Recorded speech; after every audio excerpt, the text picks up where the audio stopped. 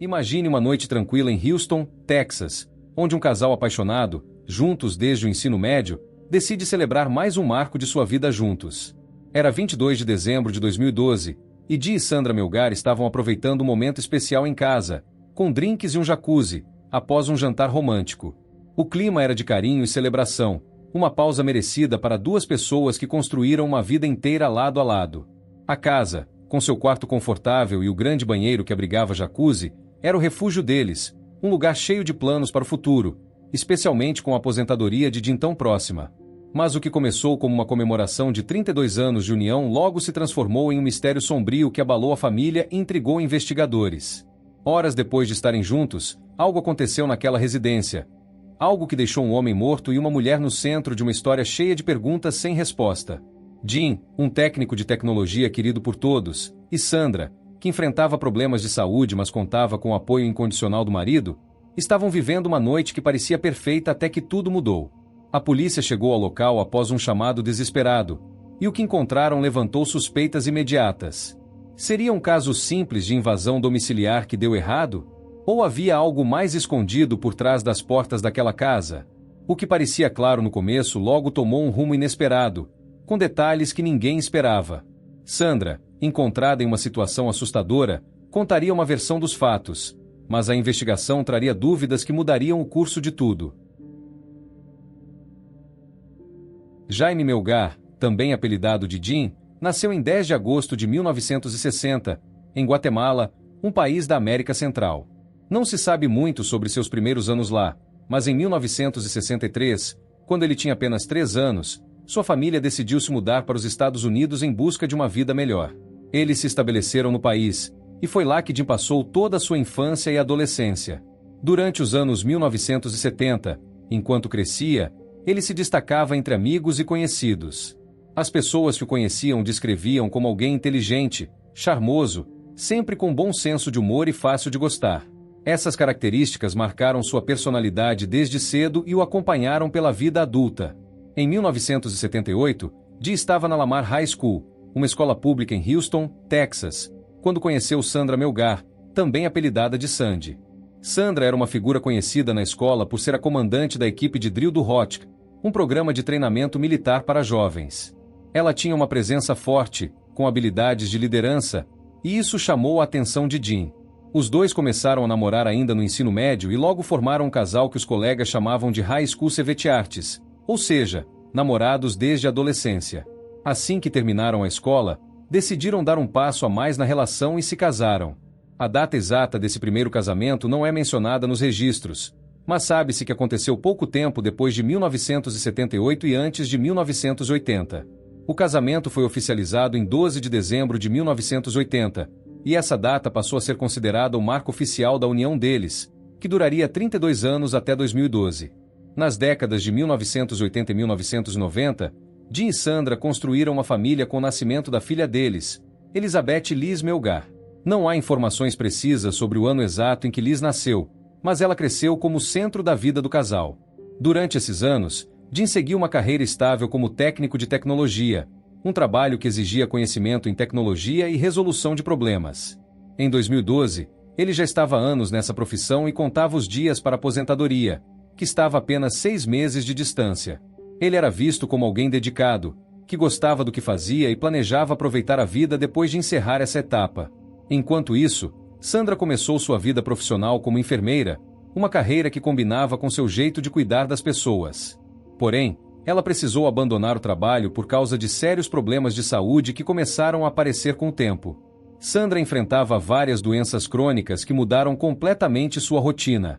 Ela foi diagnosticada com lúpus, uma doença autoimune que causa inflamações no corpo, além de epilepsia, que provocava crises convulsivas frequentes. Também tinha hipotireoidismo, que afetava seu metabolismo, e artrite reumatoide, que causava dores nas articulações. Para piorar, Sandra passou por cirurgias nos quadris, provavelmente por causa da artrite ou de outros problemas, e acabou com paralisia parcial em um lado do corpo. Os médicos que a acompanhavam registraram que as crises epiléticas eram comuns, muitas vezes levando a perdas de memória temporárias. Isso também a impedia de dirigir, o que a deixou mais dependente de Dean e limitou sua independência. Apesar disso, Ela tomava remédios para tentar controlar os sintomas e seguia em frente como podia. Por volta dos anos 2000, Jim e Sandra decidiram contratar uma apólice de seguro de vida para Jim, no valor de $250 mil. Isso foi feito mais de 10 anos antes de 2012, provavelmente como parte de um planejamento financeiro para o futuro, algo comum entre casais na idade deles.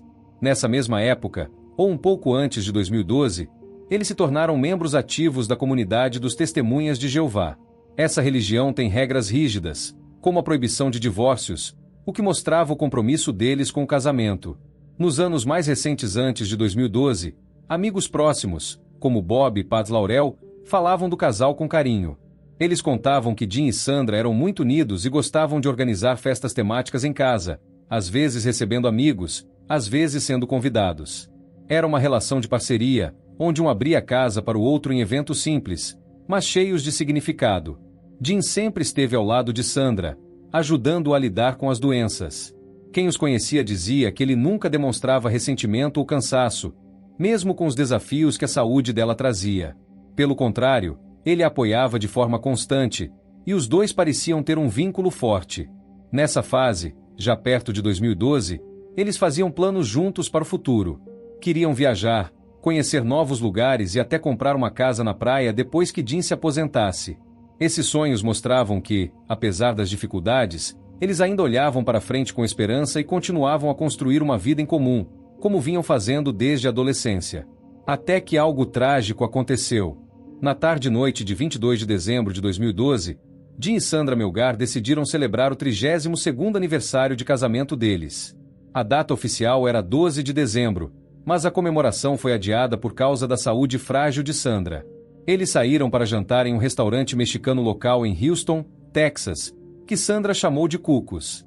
Depois do jantar, pararam em uma farmácia CVS para comprar refrigerantes, como Sprite e Coca-Cola, que pretendiam usar para fazer coquetéis em casa. Por volta das 22 horas, chegaram à residência deles, uma casa em Houston onde viviam juntos há anos. Já em casa, durante a noite, Jim e Sandra prepararam drinks com michê e comeram morangos com creme, aproveitando a ocasião para relaxar. Em seguida, foram para o banheiro principal, onde entraram na jacuzzi.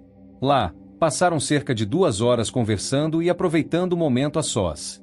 A casa estava tranquila, com os 4 cachorros deles, incluindo um Pomeranian e um Chihuahua, na cozinha, que tinha uma porta para o quintal.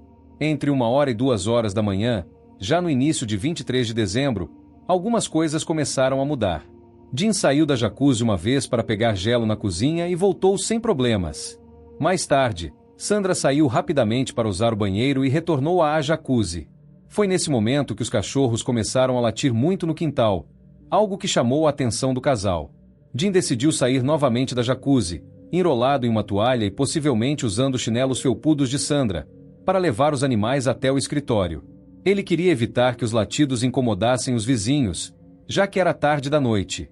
Depois disso, Jim não voltou ao banheiro. Sandra, percebendo que ele estava demorando, saiu da jacuzzi e foi até o closet do quarto principal para se vestir. Lá, começou a passar loção nas pernas, ainda sem sinais de algo errado.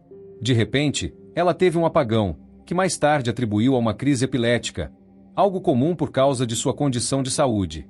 Essa foi a última coisa que Sandra se lembrou daquela noite, antes de tudo mudar. Na madrugada ou manhã de 23 de dezembro de 2012, Sandra Melgar acordou depois de várias horas sem consciência. Ela estava dentro do closet do quarto principal da casa em Houston, Texas, onde morava com Jim. Ao abrir os olhos, sentiu uma dor muscular forte por todo o corpo, uma cefaleia intensa na cabeça e o lado esquerdo do corpo dormente, algo que já conhecia por causa de suas doenças. Logo percebeu que estava amarrada, as mãos atrás das costas com lenço e os pés juntos com um cabo de telefone. Tentou se mexer e virar o corpo, mas as amarras a prendiam, e ela não conseguia se soltar. Durante esse tempo, Sandra alternava entre estar consciente e desmaiar de novo, sem forças para lutar muito. Mais tarde, ela contaria que sentiu um galo na cabeça, do tamanho de um ovo, e achava que podia ter sido atingida por alguém ou ter caído durante uma crise epilética, mas não tinha certeza do que aconteceu. Por volta das 16h30 daquele mesmo dia, Herman Melgar, o irmão mais velho de Jim, chegou a casa com a família dele. Eles tinham combinado um encontro natalino com Jim e Sandra para aquela tarde. Herman bateu na porta da frente várias vezes, mas ninguém respondeu. O único som que ouviram foi o latido dos cachorros vindo de dentro da casa. Preocupado, ele decidiu dar a volta e notou que a garagem estava aberta, algo incomum. Também viu que a porta dos fundos, que dava acesso à cozinha, não estava trancada. Herman entrou pela garagem com a família e, de lá, abriu a porta da frente para deixar os outros entrarem. Ainda não sabiam o que estava acontecendo, mas algo parecia errado.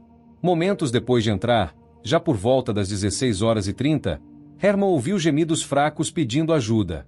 O som vinha do quarto principal, no fim do corredor. Ele correu até lá e, ao entrar, viu uma cadeira de jantar encostada na porta do closet, com a parte de trás dela sob a maçaneta, bloqueando a abertura. Herman empurrou a cadeira para o lado e abriu a porta. Dentro do closet, encontrou Sandra no chão, ainda amarrada com o lenço nas mãos e o cabo de telefone nos pés. Ela estava deitada em meio a urina e fezes, claramente em choque e muito fraca. Herman pegou uma tesoura que encontrou no banheiro ao lado e cortou as amarras, já que os nós estavam tão apertados que não conseguia desfazê-los com as mãos. Assim que foi solta, Sandra começou a gritar por Jim, perguntando onde ele estava e o que tinha acontecido. Ao sair do closet com Herman, Sandra viu algo que mudou tudo. Perto do cofre, no mesmo quarto, estava o corpo de Jim no chão. Ele estava morto, com os pés amarrados por um cabo de telefone igual ao que prendia Sandra. A autópsia posteriormente relataria que o corpo tinha entre 31 e 34 facadas, com golpes na cabeça, no tórax e nas mãos, onde havia marcas que pareciam ferimentos defensivos, como se ele tivesse tentado se proteger. Havia sangue espalhado no chão, perto do cofre e até na cadeira que estava no closet. Pelo jeito que Jim estava posicionado, parecia que ele tentava alcançar o cofre, onde guardava uma arma carregada, mas não conseguiu. A cena era chocante, e Sandra ficou ainda mais desesperada ao ver o marido daquele jeito. A família de Herman chamou a polícia e os paramédicos imediatamente. Quando os paramédicos chegaram, encontraram Sandra em estado de histeria, chorando e gritando pelo marido. Eles ofereceram levá-la ao hospital para exames, mas ela recusou, dizendo que precisava ficar ali. Os paramédicos notaram hematomas nos braços dela e marcas de ligadura nos pulsos e tornozelos, sinais das amarras, mas não havia sangramento ou ferimentos graves além disso. Sandra mencionou o galo na cabeça, que ela e os familiares disseram ser do tamanho de um ovo, mas isso não foi registrado oficialmente nos relatórios médicos da equipe. A polícia também chegou ao local, e foi aí que a investigação começou a tomar forma, com muitas perguntas ainda sem resposta sobre o que tinha acontecido naquela casa. Ainda no dia 23 de dezembro de 2012, poucas horas depois de Herman Melgar encontrar Sandra e o corpo de Jim, a polícia levou Sandra para a delegacia para um interrogatório inicial. Ela estava abalada, mas concordou em falar.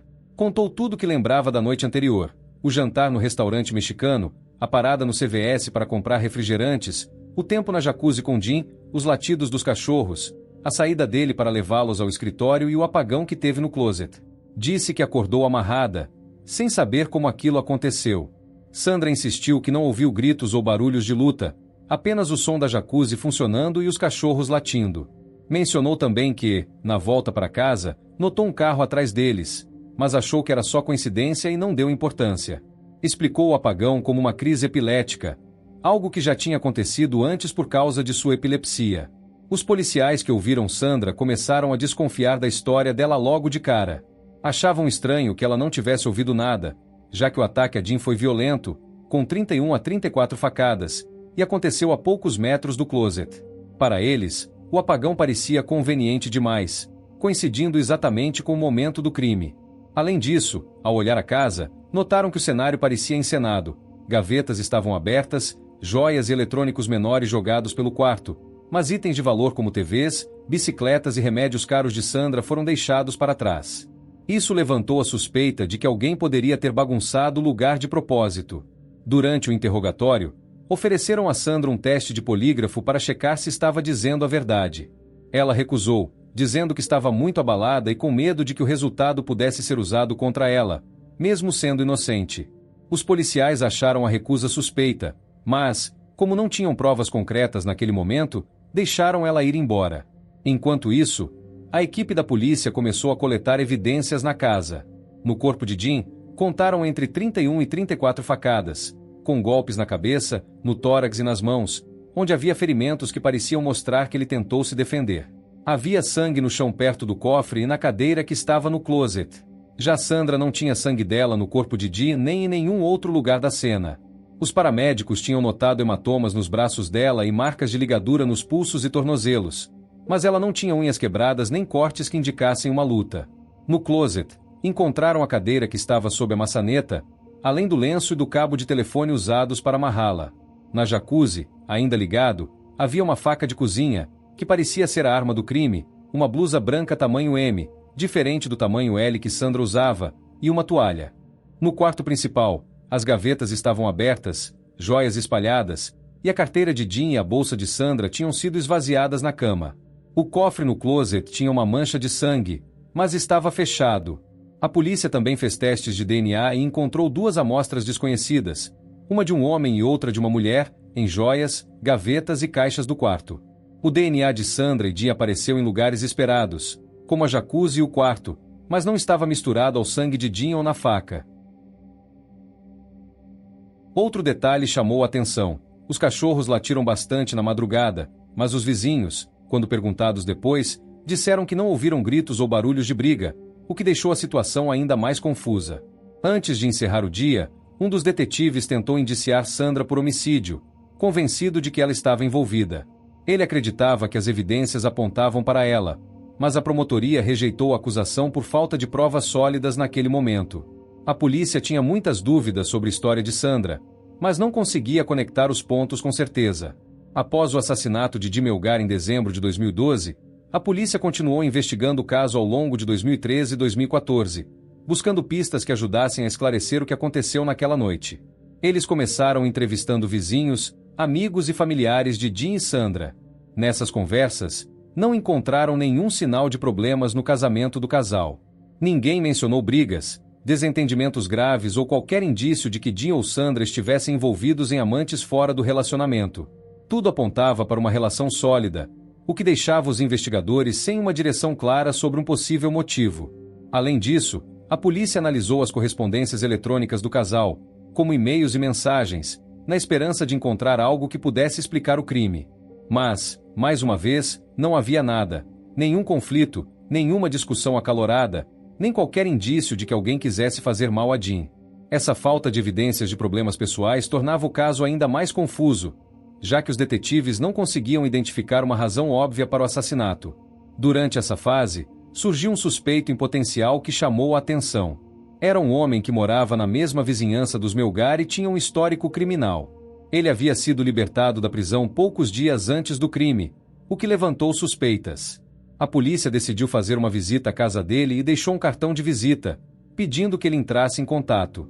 No entanto, como ele nunca respondeu, os detetives não insistiram. Não houve uma investigação mais profunda sobre esse homem, e ele acabou sendo deixado de lado, mesmo com seu passado suspeito. Em 2013, um acontecimento importante veio à tona graças a Liz, a filha de Dean e Sandra. Enquanto estava na garagem da casa dos pais, ela encontrou uma mochila escondida debaixo do carro. Dentro dela, havia um Xbox, jogos, DVDs e algumas joias que pertenciam à família. Isso foi um choque, porque sugeria que alguém poderia ter tentado roubar esses itens durante o crime.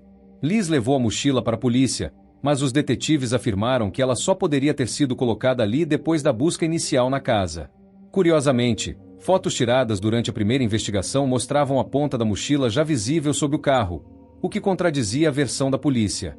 Quando testaram o DNA encontrado na mochila, descobriram que ele coincidia com as amostras de DNA desconhecidas, de um homem e uma mulher, coletadas no quarto onde Dean foi morto. Isso reforçava a ideia de que outras pessoas poderiam estar envolvidas, mas a polícia não deu muita atenção a essa pista. Nos 18 meses seguintes ao crime, o caso permaneceu aberto, mas sem avanços significativos. Não havia suspeitos formais, e a investigação parecia estagnada. Enquanto isso, Sandra voltou para casa após o trauma inicial e tentava se recuperar com o apoio da família. Ela lidava com a perda do marido e as sequelas físicas e emocionais do que havia passado, enquanto a incerteza sobre o assassino de Dean continuava pairando sobre todos. A descoberta da mochila por Liz e o DNA desconhecido eram peças importantes, mas, por enquanto, não levavam a nenhuma conclusão concreta. Depois de 18 meses sem grandes novidades no caso, em meados de 2014, uma mudança significativa aconteceu. Um grande júri decidiu indiciar Sandra Melgar pelo assassinato do marido, Jim. A notícia pegou a família de surpresa, especialmente Liz, a filha do casal. Ela começou a receber e-mails e cartas de advogados falando sobre o caso e oferecendo serviços jurídicos, o que serviu como um alerta de que algo sério estava por vir. Foi assim que eles souberam que Sandra estava prestes a enfrentar acusações formais. Com o indiciamento confirmado, Sandra, acompanhada de seu advogado, decidiu se entregar à polícia. Ela foi presa, mas conseguiu ser liberada sob fiança enquanto aguardava o julgamento. A promotoria, responsável por construir o caso contra ela, apresentou uma teoria sobre o que teria acontecido. Segundo eles, o motivo do crime estaria ligado a um seguro de vida de $250 mil que Jim tinha, além de um suposto desejo de Sandra de sair do casamento. Como o casal era testemunha de Jeová, religião que desencoraja o divórcio, os promotores sugeriram que Sandra viu o assassinato como a única solução para se libertar. A teoria da promotoria dizia que tudo foi uma encenação planejada por Sandra. Eles alegaram que ela seduziu Jim e amarrou os pés dele com um cabo de telefone, talvez fingindo que era parte de um jogo sexual. Depois, ela teria ido até a cozinha, pegado uma faca e voltado para esfaqueá-lo entre 31 e 34 vezes. Em seguida, para criar a aparência de um crime cometido por outra pessoa, Sandra teria se amarrado, colocado uma cadeira sob a maçaneta da porta do closet e bagunçado a casa, simulando um assalto. Para sustentar essa versão, a promotoria apontou algumas evidências. Primeiro, destacaram que não havia sangue de Sandra na cena do crime, sugerindo que ela não se machucou durante o ataque. Também mencionaram uma unha turva dela, que, segundo eles, poderia indicar que ela usou produtos de limpeza para esconder provas. Embora não tenham encontrado rastros de sangue ou produtos nos ralos da casa para comprovar isso. Além disso, citaram relatos médicos recentes que mostravam uma redução nas crises epiléticas de Sandra, questionando se ela realmente teria tido um apagão na noite do crime. Por fim, lembraram que ela recusou fazer um teste de polígrafo, o que interpretaram como um sinal de culpa, mesmo que esses testes não sejam aceitos como prova definitiva em tribunal. Enquanto isso, Sandra e sua família se preparavam para o julgamento, enfrentando a acusação que mudaria tudo.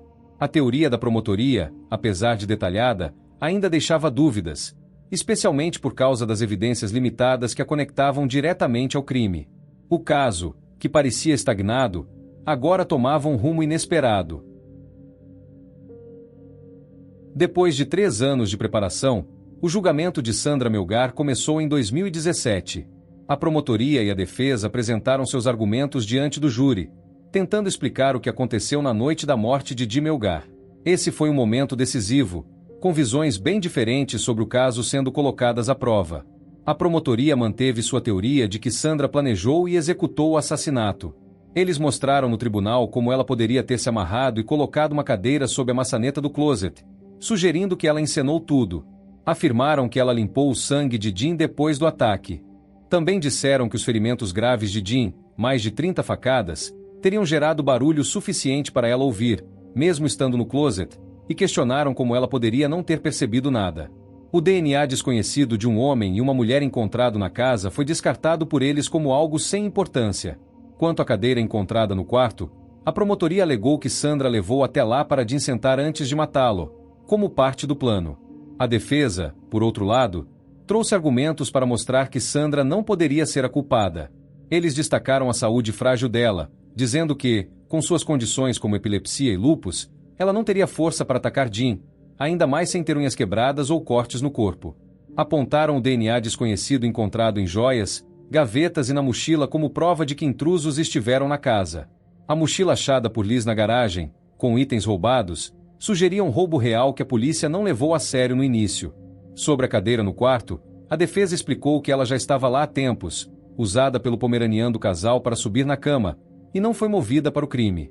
Eles também questionaram um seguro de vida de $250 mil como motivo, já que grande parte desse dinheiro seria gasto com os tratamentos médicos de Sandra, que dependia do plano de saúde de Jim.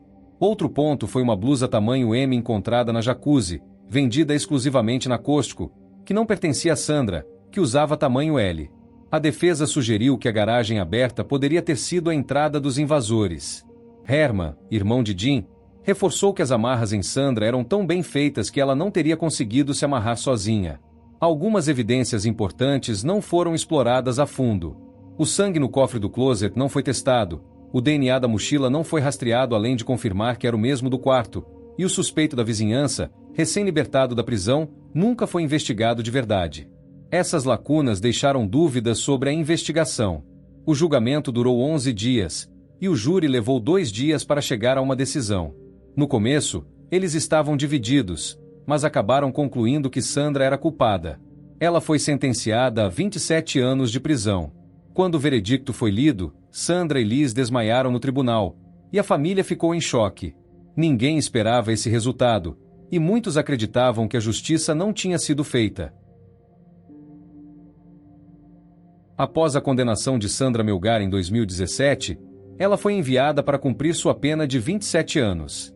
Pelas regras do sistema prisional, ela poderá pedir liberdade condicional em 2031, quando terá 71 anos. Se não conseguir a condicional, sua soltura definitiva está marcada para agosto de 2044, quando terá 85 anos.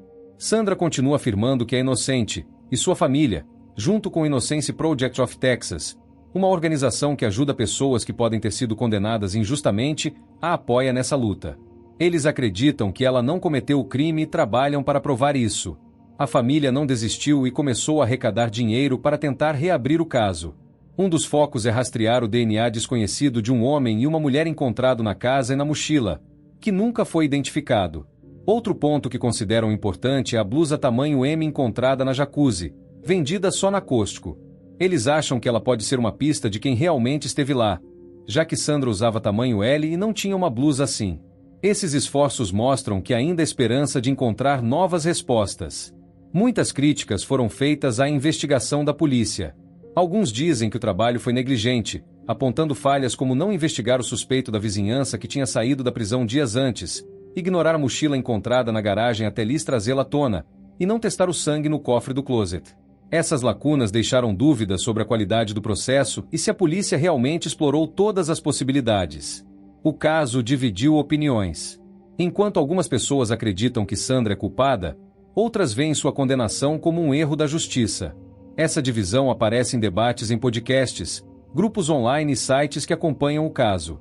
Uns defendem que ela planejou tudo, enquanto outros acham que os verdadeiros culpados ainda estão livres, e o caso continua sendo discutido anos depois do julgamento.